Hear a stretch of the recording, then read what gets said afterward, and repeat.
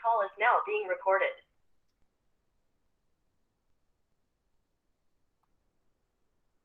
Okay, Assalamualaikum warahmatullahi wabarakatuh. Hari ini saya tak dapat buat kelas online tapi saya recordkan untuk kamu. So hari ini kita akan sambung. Kita nak sambung hari ini ke barangkalian. Minggu lepas kita buat ke barangkalian kan? Okay, so hari ini kita nak sambung ke barangkalian mudah. Okay, ingat tak apa ke barangkalian yang kita buat minggu lepas? Okay, ke barangkalian yang kita buat minggu lepas, kita buat adalah ruang sampel kan? Okay, so hari ini kita nak sambung. Okay, kita nak sambung ke barangkalian teori. Okay, sebelum kita sambung ke barangkalian teori, kita tengok balik sedikit berkaitan dengan hari ni kita nak tengok ke barangkalian suatu peristiwa berdasarkan teori dan juga peristiwa. Okay, sebelum kita masuk kepada kebarangkalian peristiwa, kita ulang balik. Okay, kita nak tengok balik hari ni. Okay, hari ni kita nak tengok balik, kita nak recall balik ruang sampel. Okay, soalan dia kata, sekeping shilling dan sebiji dadu dilambung secara serentak. Tentukan ruang sampel. Okay, maksudnya dia buat benda ni sekali. Dia baling shilling, okay, dia lambung shilling, dia lambung dadu. So dua ni berlaku secara serentak. Apa ruang sampel yang kita akan dapat bila kedua-duanya dah jatuh? Okay, itu soalan dia. So dia nak tanya, shilling tu akan menghadap ke mana, dadu tu akan dapat nombor berapa? So kita boleh buat dalam bentuk gambar rajah pokok. Minggu lepas saya tunjuk gambar rajah pokok. Okay, kenapa saya tunjuk gambar rajah pokok? Gambar rajah pokok ni lebih mudah. Okay, kat sini saya letakkan shilling. Okay, kalau kamu balingkan shilling, okay, shilling. Bila kita lambungkan shilling, shilling kan dia ada dua muka kan? Satu kepala, satu ekor. Okay, dan kalau kita baling dadu, okay, kita mungkin akan dapat nombor 1, kita mungkin akan dapat nombor 2, kita mungkin akan dapat nombor 3, kita mungkin akan dapat nombor 4, kita mungkin dapat nombor 5 atau nombor 6. Okay, ini kalau kita baling shilling, kita mungkin dapat kepala. Kalau tak dapat kepala, kita dapat dia punya ekor. Ataupun kalau dadu, kita mungkin dapat nombor 1, nombor 2, nombor 3, nombor 4, nombor 5 atau nombor 6. So, tapi kedua-dua kejadian ni berlaku serentak. Okay, so kita katakan, okay, kat sini saya letakkan shilling. Okay, kalau kita lambungkan shilling, kemungkinan kita boleh dapat adalah kepala atau ekor. Okay, saya buat simbol. Kepala atau ekor. Okay, katakan, okay, kemudian kita buat kat sini dadu. Okay, shilling, dadu. Okay. Katakan kita lambung shilling, kita dapat kepala. Bila kita lambung dadu, mungkin kita dapat nombor 1. Mungkin kita dapat nombor 2, mungkin kita dapat nombor 3, mungkin kita dapat nombor 4, mungkin kita dapat nombor 5, mungkin kita dapat nombor 6. So ini kalau kita dapat kepala. Kemudian dadu mungkin dapat sampai nombor 6. Okey. Kemudian kalau kita dapat ekor pula, okey, katakan kita dapat ekor. Okay, bila kita dapat ekor, shilling kita dapat ekor, dadu yang kita lambung, okay, mungkin juga kita boleh mungkin dapat nombor 1, mungkin dapat nombor 2, mungkin dapat nombor 3, mungkin dapat nombor 4, mungkin dapat nombor 5, mungkin dapat nombor 6. Kenapa? Sebab kita baru berlambung. Okay, so kita boleh buat dia punya pokok dia. Ini sambung ke sini, ini sambung ke sini, ini sambung ke sini, kita buat dia punya ranting dia. Sambung ke sini, ini sambung ke sini. Ini pula ekor, ekor sambung ke 1. Ekor juga mungkin nanti kita dapat nombor 2. Kita dapat ekor, mungkin juga kita dapat nombor 3. Kita dapat ekor, mungkin juga dapat nombor 4. Kita dapat ekor, mungkin juga dapat nombor 5. Dapat ekor, mungkin juga dapat nombor 6. So, kemungkinan yang kita boleh dapat kat sini, K1. Kita mungkin boleh dapat kepala, dadu kita boleh dapat nombor 1. Mungkin juga kita boleh dapat kepala, dadu kita dapat nombor 2. Mungkin juga kita dapat kepala, tapi dadu dapat nombor 3. Mungkin juga dapat kepala, dadu dapat nombor 4. Mungkin juga dapat kepala, dadu mungkin nombor 5. Mungkin juga dapat kepala, dadu mungkin nombor 6. So ini yang mungkin kita dapat. Sekarang kita tengok pula untuk ekor. Okay, saya buat warna lain pula. Okay, untuk ekor. Mungkin dapat ekor. Mungkin dapat nombor 1. Mungkin dapat ekor dengan nombor 2. Mungkin dapat ekor. Mungkin dapat ekor tapi dengan nombor 3. Mungkin dapat ekor tapi dengan nombor 4.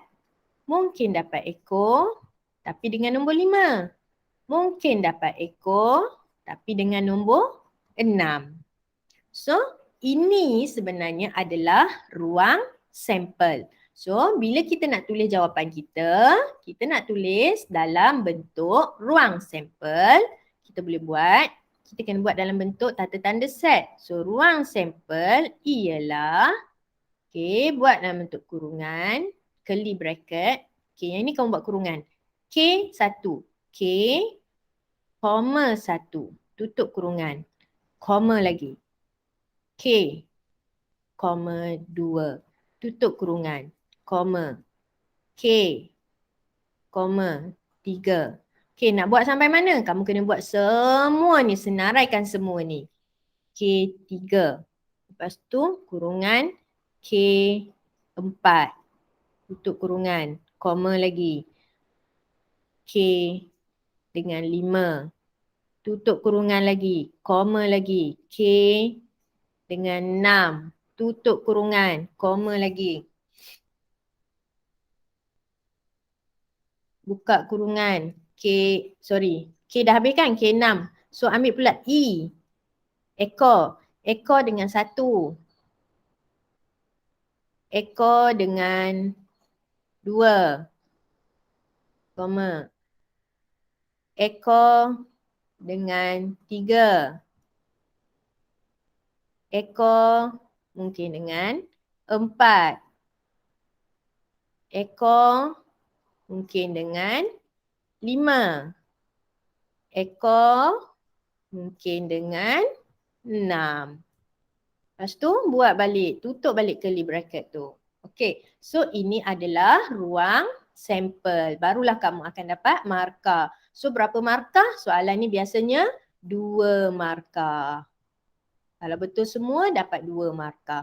Okay, so ruang sampel. Ini kita gunakan gambar rajah pokok. Okay, ruang sampel yang kita belajar minggu lepas.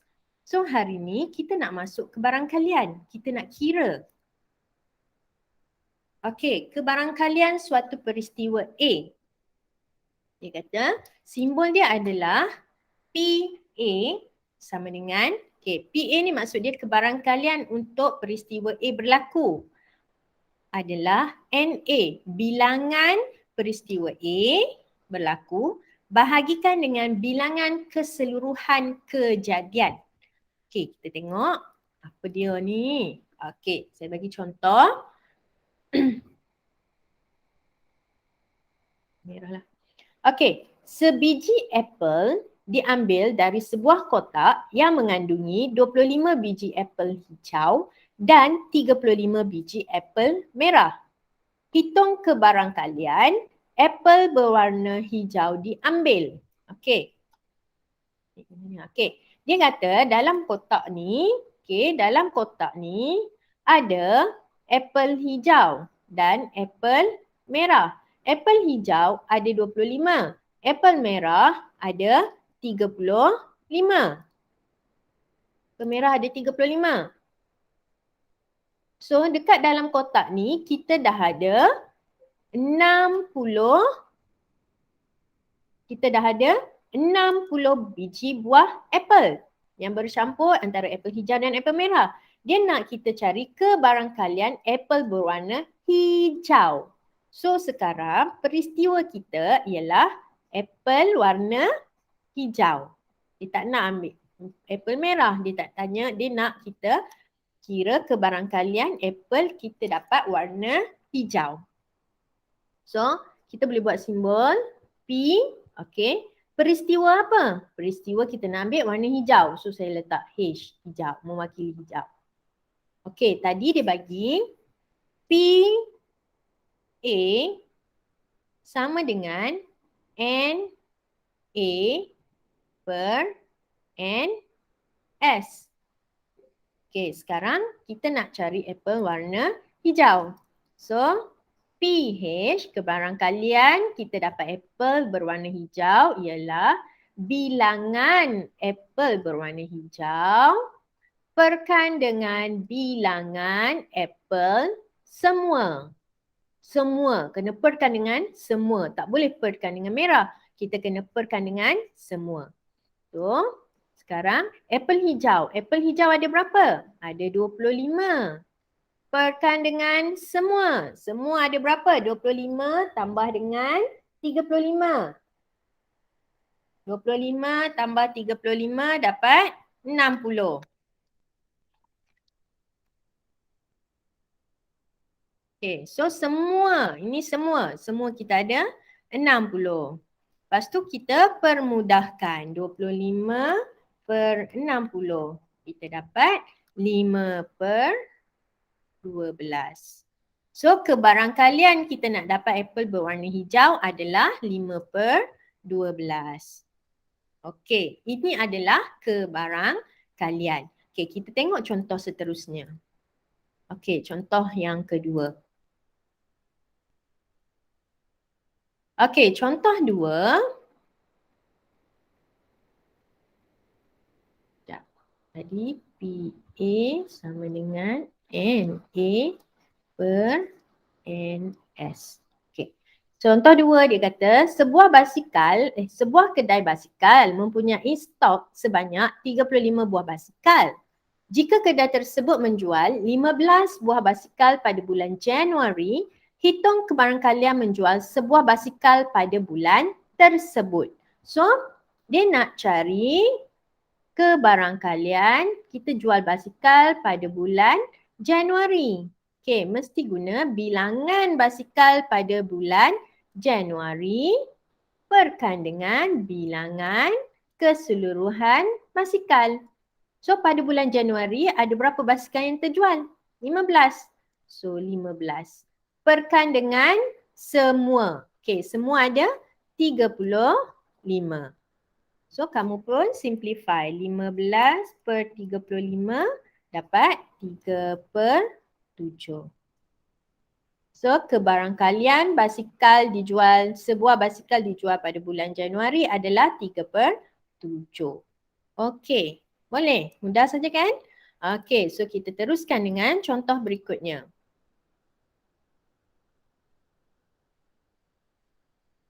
Okay, contoh berikutnya. Sekejap, saya padam dulu.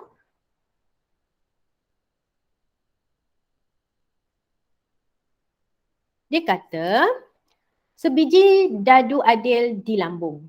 Senaraikan ruang sampel dan cari kebarangkalian mendapat nombor ganjil. Okey, dia kata ruang sampel, dadu.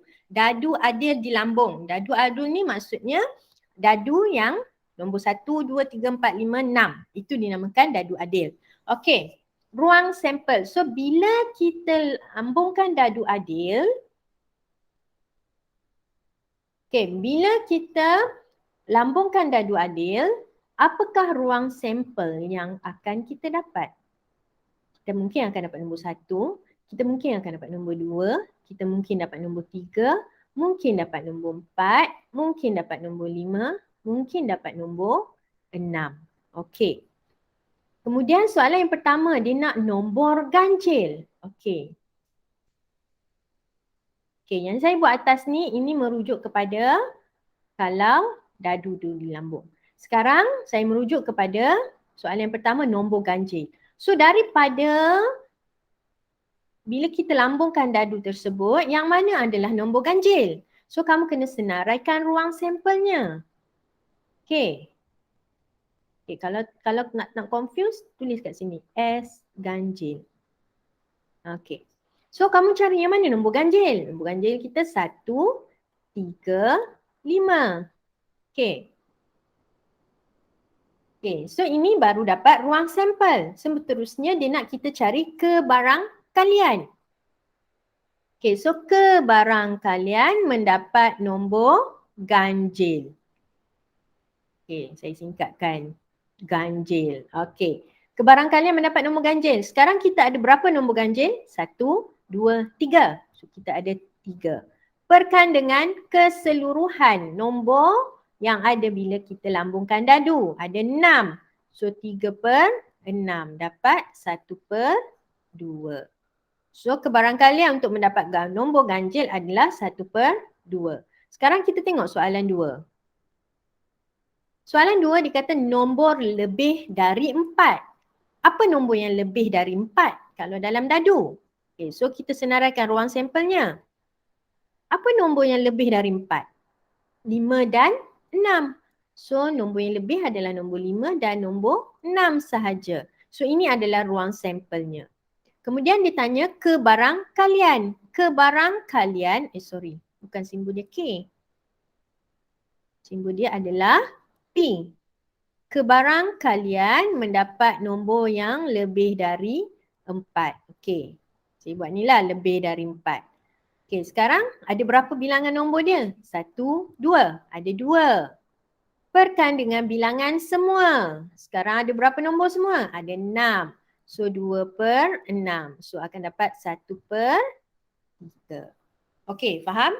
Yang ini ruang sampel. Yang ini kebarangkalian. Sama juga untuk soalan yang kedua ni. Okey?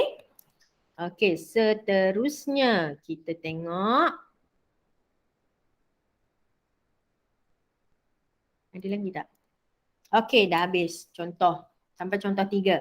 So, kamu tolong buat latihan modul versatility buku A, praktis 13.1, muka surat 69 nombor 1. Kemudian kamu sambung praktis 13.2, nombor 1, 2 dan 3. Okey? 4 soalan ni sahaja. Bila dah siap boleh WhatsApp saya untuk saya semak. Okey, terima kasih. Itu saja untuk hari ini.